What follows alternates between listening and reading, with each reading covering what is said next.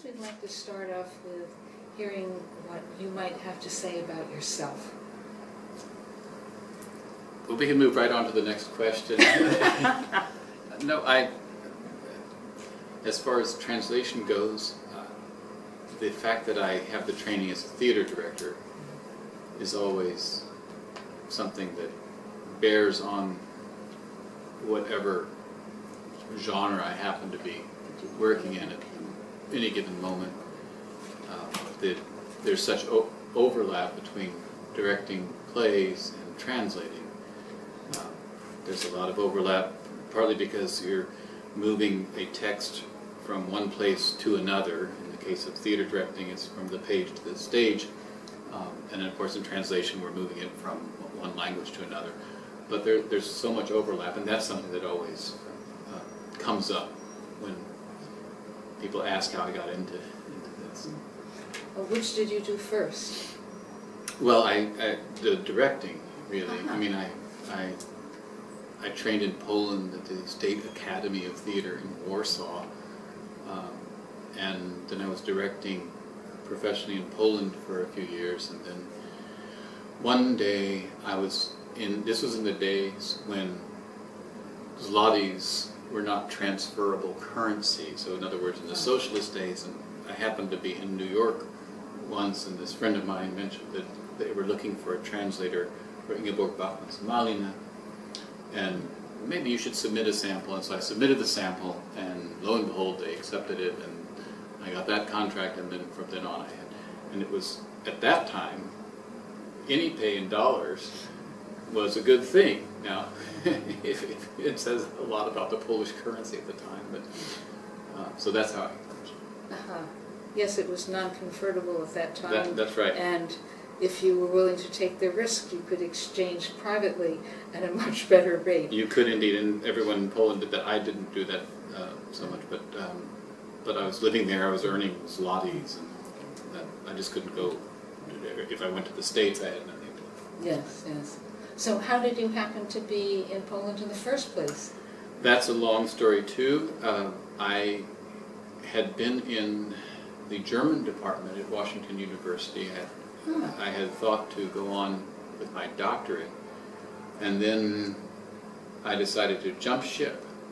And Poland was attractive for a number of reasons. One was I had studied some Russian.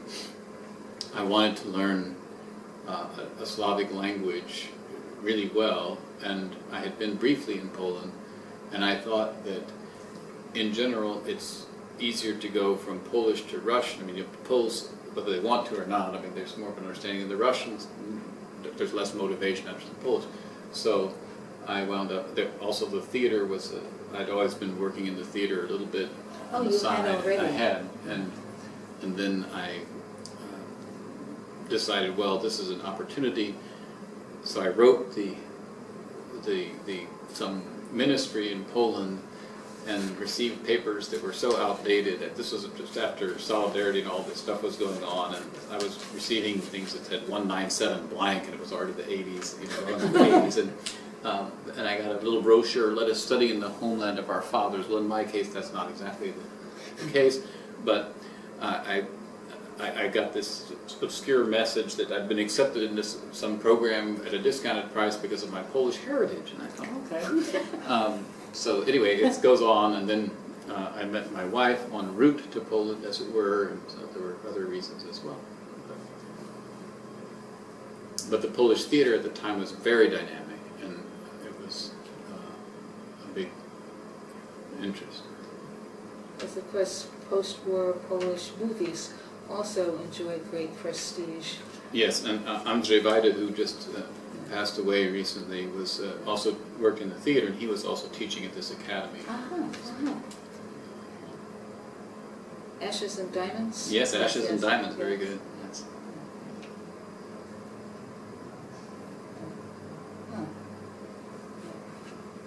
And so that was like the immediately after Solidarność. After Solidarność, well, there was the outburst of Solidarność, and then there was the Jaruzelski coup that put it down, and then there was the slow. When I arrived in Poland, there were still people on the streets and the riot police. It was not nice. There were lots of everything had been, all production had been affected. So ration cards were everywhere, and you had to wait hours in line.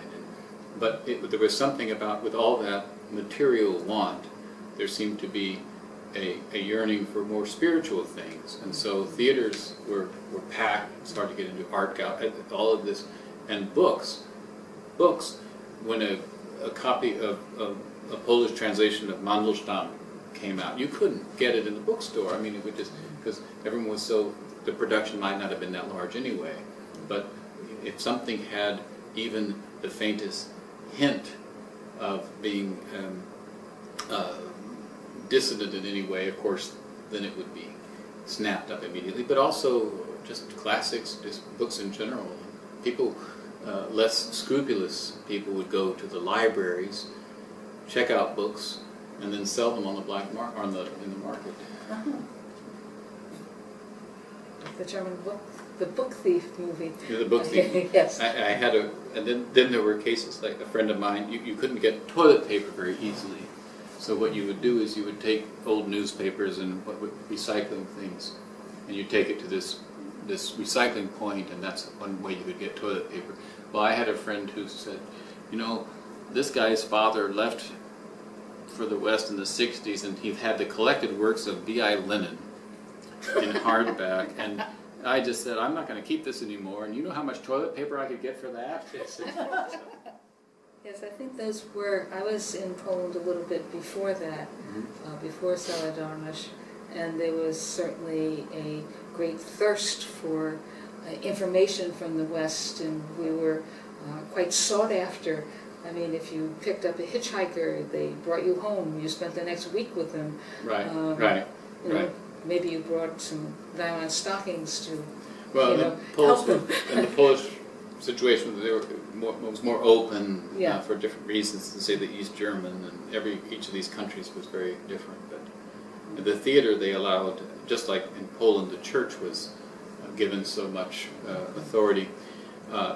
The theaters were allowed even after Jaruzelski. It was amazing because some of the first theaters I directed in, they still had Solidarity people in charge, and one in particular.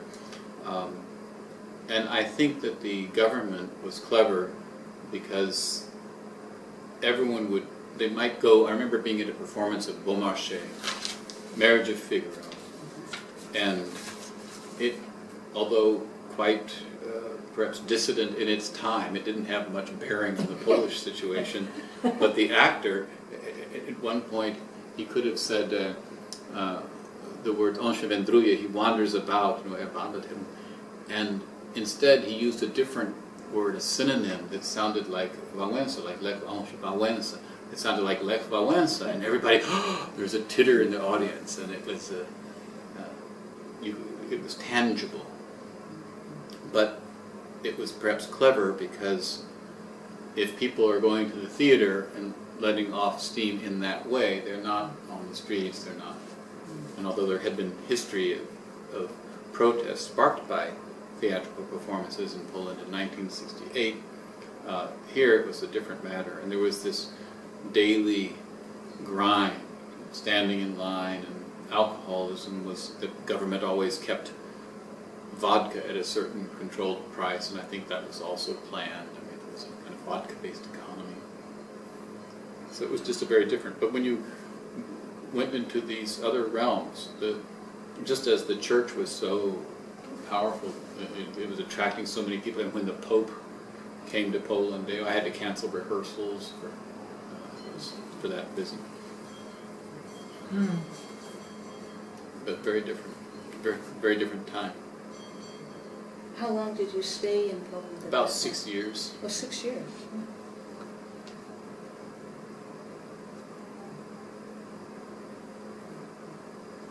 And what induced you to abandon the Polish theater for?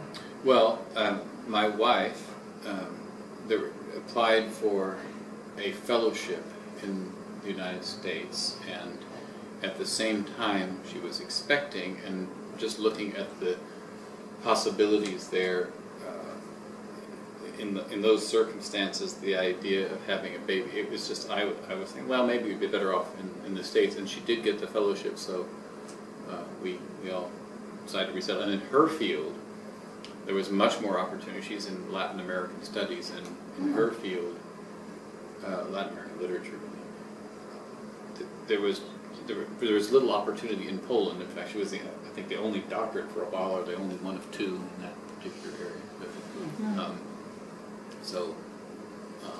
There were different reasons. Is she a native Polish speaker? Oh, she's a Polish citizen. Uh-huh. So, and then when you came back here, of course you were well positioned to have a theater, weren't you?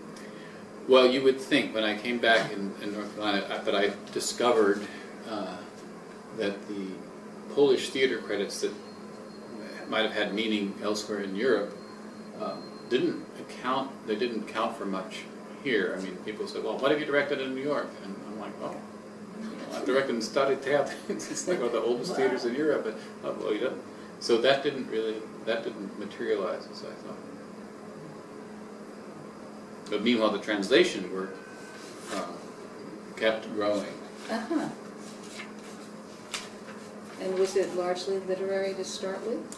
Yes, the first book was Malina by Ingeborg Bachmann, and these Kafka letters. Those were the two first things.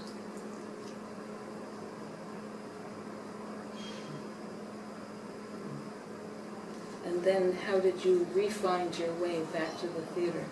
That took a while. For a while I was going back to Poland and directing there occasionally. And then there was a theater in Atlanta, 7 Stages, that had an interest in international work. And so I contacted them. And Del Hamilton of that theater was forthcoming. So I worked there, but it was hard also for them to bring in outside directors. So, and then we moved to St. Louis, and then in St. Louis, for several years I was finding it very difficult, and then I decided not to fight that so much, but simply embrace it and build my own theater. So that's kind of what happened. Basically, you made it happen for yourself. I made it happen with help, of course, from others. Yes, of course, there was no GoFundMe then. There was no GoFundMe then, and also it's a harder sell, marketing place that no one has heard of, authors with strange names. But that's part of what we all do, I think, as translators too. We're always faced with, it's not just the foreignness, it's the otherness, and how to make. And St. Louis is a pretty conservative audience, and they don't, they conservative in the sense that they will fund things they know. The St. Louis Symphony is a great symphony. It gets a lot of money, gets a lot of support. Of course, it's also a default recipient for funding. And I think in different cities in the United States, there are different audiences. Oregon has a different audience. Here, certainly in San Francisco, there's a different audience. Yes, when Oregon is quite amazing because the Shakespeare Festival started during the Depression in the middle of nowhere. Right. And now it's incredibly respected and a huge business benefit for all of Southern Oregon. Right, and there are theaters in Florida that have affiliations with the universities there that are doing things, and then there, so it's not that there's so much concentration in New York. What was the turning point that actually gave you your theater? Well, I shouldn't say gave you your theater, because I'm sure there was an awful lot of work involved. Yeah, it was. I think that I think when the theater in Atlanta, when it was clear that they were not going to be able, that I couldn't, it just wasn't easy enough for me to continue working there from their point of view, and it was also hard for me to take off. Yeah. So at that point, I decided, let's at least try this. And some of it was also perhaps my overcoming my initial disappointment in St. Louis at knocking on doors that didn't open, and then deciding, well, I can sit there and complain about that, or I can simply ignore it and go on. Did you basically start with the good fortune to get a grant, or? We started with a kickoff event that was based on Kafka's his report to an academy, and I took that and did a little twist on it and created a one-night play or two-night play called Soul of a Clone, where in Kafka's story there's the protagonist used to be an ape, and he gives this report, and I carried that further, and so the next section was had a protagonist who was the cloned version of that Kafka hero, and anyway, there's all this talk about cloning, and then it was a three-part event, and the last was a Bach cello sonata, so it was a little different, but that's how we started, and then we invited people, and it took a year or two to get some small grants, but that's how we started. And our first full play was a play in translation by Philip Boehm from Montreal. So basically, the entire time you had actually a very well synchronized and integrated life with translation and theater working hand in hand. Sometimes it was hand to mouth, but yes, I mean there's always been a balance, and in fact those plays in Poland were also, I with Elżbieta's help translated them into Polish, so there was a going that way too. So what kind of plays did you pick to... The directors of the artistic directors of these Polish theaters saw in me a chance to have U.S. plays done in Poland, and it was problematic because not all agents and authors were willing to forego. I mean, they weren't going to go to Poland to spend the zlotys royalty, and the zlotys were not convertible, and so some of the agents said, "There's no way," and then some of them said, "Okay," and and some of them. But it was such a small amount, you would think that the prestige of having the play done in Poland would be. But some of those agents were just. However, so Sam Shepard, Lanford Wilson, and a couple Arthur Miller plays. I mean, we did those. The Sam Shepard plays were interesting because it was they're so American, but the Polish audiences were curious about that, as you described. There's that xenophilia. Yes. Yes, I mean, of course, their opportunities to get out, even in the 80s, was... well, especially in the 80s, yes. They couldn't go. I mean, when we were there, the best you could hope for was you'd be allowed to go to a Esperanto conference in Budapest. Bulgaria or Budapest or something. Yeah, they weren't, and the East Germans were afraid of the solidarity virus, and of course the Soviet Union was really afraid, so it was very hard. Now this is your second ATA conference, isn't it? It may be my third, actually. Oh. It's my third. The first one being after your first prize? Yes. In Los Angeles. So you're a recidivist. Recidivist, I guess that's what. Yeah, that's it.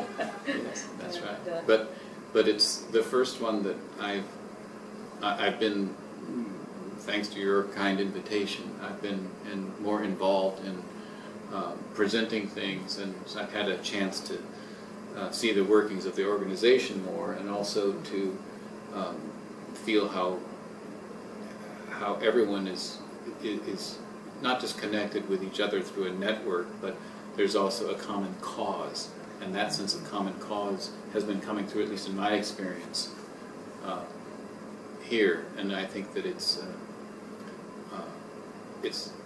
so important, not just for us in terms of business, but there's an ideological, don't like that word, but let's say there's a more meaningful aspect to that. In, when we're confronted by such fear-mongering and on the part of various political parties, and anything that crosses borders and brings us closer together is a good thing. And I sense there's a kind of collective energy in that direction from this organization. So it would actually be hard for you to compare your various conference experiences because each one has been so different. That's true. Each one is different. Yes. But this is by far, I'm much more, and I know a little more. Yeah. And even though I forgot my badge now, I know that you're supposed to wear it. Well, and I hope we're more welcoming too. Well, you're very welcoming. Well, you're always very welcome. Okay, you gave 2 presentations today. Did anything surprise you about the questions you had, or? No, I was happy to see so many people in the audience from different languages. It was also interesting to see how many people understood German, although that was not their prime language. That was interesting to see as well. And the subjects were different, and I never know when it comes to talking about drama and translating drama what interest there might be. But I was surprised to see there was. Yes, there seemed to be actually quite a lot of interest. Yeah. I mean, the room was largely filled. Right. So it was that was interesting, and then it's also people want to know how easy it is to get started in this area or that area, and it's when it comes to drama, I don't know myself. I mean, I'm trying to get plays published and translations of plays published, and it's very hard to suggest a path when it's so difficult, when the companies that publish these things are not open to that. I think it's also quite individual, and a lot depends on luck and being in the right place at the right time, and it's hard to give advice based on what disparate backgrounds we all come from. Yes, and also it's very hard to imagine what play will travel. Are you working on anything for your next project? Well, the next there are 2 translation projects that I'm working on right now, and one is an unusual German novel. It's about a Japanese neurologist who is investigating in the turn of the at the end of the 19th century and the beginning of the 20th century, and he is investigating incidents of fox spirit possession in women in a certain province. Fox spirit? Fox spirit, because the fox, the animistic, fox, the animal. the animal, it's an animistic. So so it's where that stage of European neurology starts investigating what in Japan was considered something else at the time. So that's a very interesting novel. And then I'm working on a Polish play from the 19th century, which is in verse. It's a very well-known comedy. And in verse? In verse, yes. Do you have a strategy for dealing with the verse? I'm trying to. I'm a big admirer of Richard Wilbur and the Molière translations. So I'm trying to achieve simple solutions to rhyme, even and though it may take us a little bit away from the literal line, but keeping that flow and the energy. And I think Richard Wilbur is remarkable. Do you have any specific things that you find particularly challenging when you do your translation work? The most difficult book for me was probably Gregor von Retzori, just yes. because that had so many different passages that required so much research and so much, but difficult in a different way. Herta Müller is difficult in a different way. And were you disappointed that you won the prize for Herta Müller and that you were a runner-up for Gregor von Retzori? Not at all. I was not at all disappointed because they're different. Herta Müller's book has a different weight, and yes. Gregor von Retzori's is but just in terms of difficulty, but the prizes aren't given for the difficulty. Yes, yes. But the fact that there were so many subjects, he would just launch into these philosophical digressions, and there'd be a talk about English woolens from the 1920s, and then there's a discussion of carriage types and the dogs that were bred to run. All these things that you have to, and World War I equipment and all of this stuff, and he could just go on and on and on about it. Yes. In fact, the book is rather stuff. So that was very difficult. The Warsaw Ghetto book was difficult for a different reason. Yes. But as far as just challenges, I think so many times you encounter this notion that poetry is so hard to translate compared to prose, but I think the novels are equally hard. They're just differently hard. And in poetry is, we understand that in poetry the words are associative, the meanings are associative, so we have some word leeway. But what if you have a writer who pays as careful attention to crafting words as Herta Müller?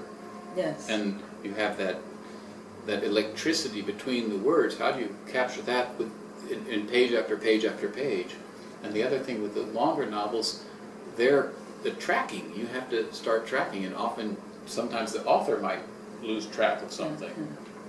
So, but I'm very fortunate to work with one of the most remarkable editors there ever was, there is, and that's Sarah Burstel, and she has laser-like vision. I've never seen anyone who can just hone in so immediately on a structural issue, but she also has a great humanity and a great vision for these writers. She was publishing Herta Müller long before there were prizes given to Herta Müller. She publishes the whole list of where she's very much a bridge to so many things, so many great works and authors.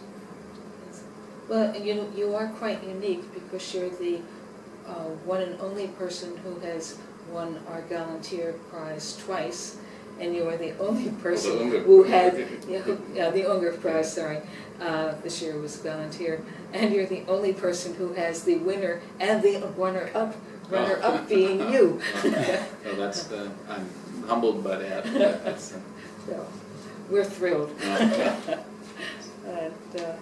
In closing, is there anything you'd like to bring up that I perhaps failed to ask?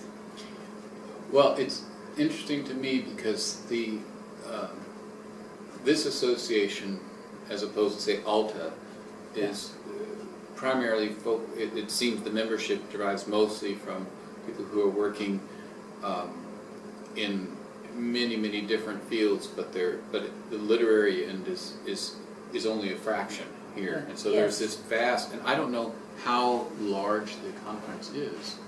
This year it's 1,800 people approximately. Okay, wow. And how big is the organization itself? We have approximately between 10 and 11,000 members. So that's huge. And so when we think about that, I mean, and just that interest, and what I said earlier about the collective input, it would be, that's something that I'm still processing. But it's a wonderful, you feel, you walk around. I was in the elevator yesterday, the day before, and there were about 5 people, and they all had been, they were silent and in the elevator, of course. but you could tell they had just been talking in their different languages, and at one point I couldn't bear it, and I said, so many languages and such silence, and you wonder, but everyone goes back then, and then in their communities they're helping connect, and feels like medical translation are so important, and we don't always recognize that. The ethics involved are hugely important, and I think that what I'm learning is that your organization delves into these topics, and that's a very important thing. Yes, and we have a entirely separate literary division, which is one of our larger divisions. I think approximately 2,000 people. Of course, many people who translate day-to-day contracts or patents or whatever, they often have a dream of translating a book. Our project at the Guadalajara Book Fair, of course, gives the opportunity of not only literature with a capital L, but also literature with a small l, as well as trade books, books that require absolute expertise. If you're translating a book on the law of succession from German to English, you have to have a certain background to do it. And so our organization does cover a wide range of expertises and also of opportunities. And it's also integrating among these different expertises. I mean, it's not like the medical group is sitting there in one corner and it's all.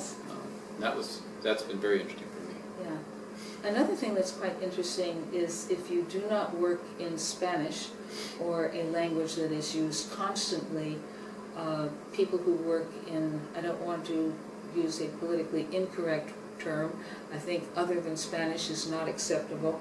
Rare is not logical when it's a Chinese dialect, but many of those people could not possibly specialize in only one aspect. You know, they have to do some commercial, they have to do some medical, etc., which in some ways it is perhaps very stressful and challenging, but it does also make them perhaps, I don't want to say better rounded, but we're certainly more rounded.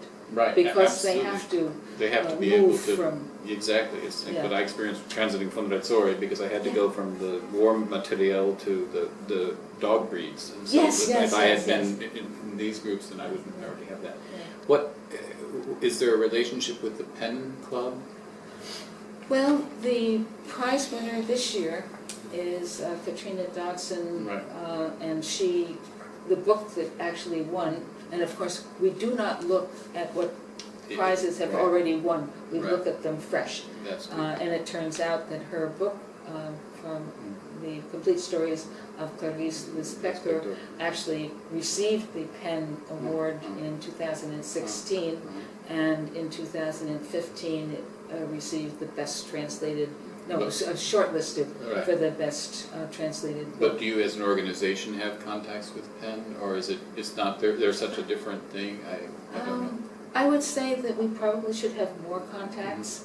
Our literary division is getting more active, particularly. I guess that would be the division that would have the contact. Yeah, they would be the ones to reach out. Because of the Guadalajara Book Fair, that our literary division, which is a very active division actually, I think they will probably move more in the direction of outreach, but it is hard to assess whether Alta thinks we're